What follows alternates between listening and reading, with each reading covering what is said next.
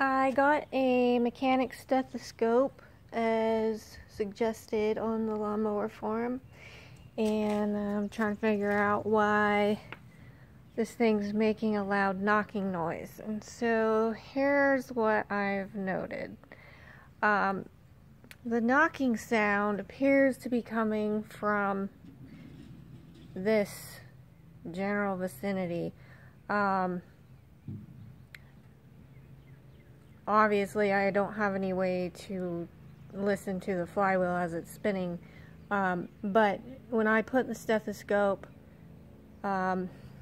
here on this metal in here on the engine compartment, the knocking is quite loud. If I put it over here, it's about the same, just as loud. If I put it on the, I think that's the starter, if I put it on there, it sounds a little bit different, maybe a little bit fainter, so like it's in there.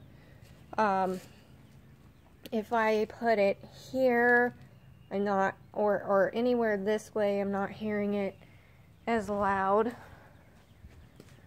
And over here on this side, if I put it here or here, it's also quite loud, probably about the same as the other side. So something else I also noticed is that when this is spinning, it looks like there's a very, very faint wobble.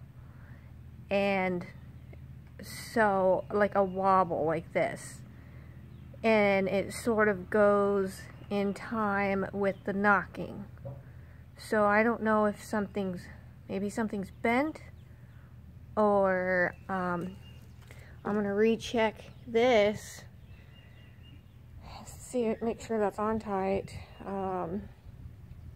But I'm wondering if something's out of alignment, or maybe something's loose, and so it's getting that wobble, and that's causing it to knock.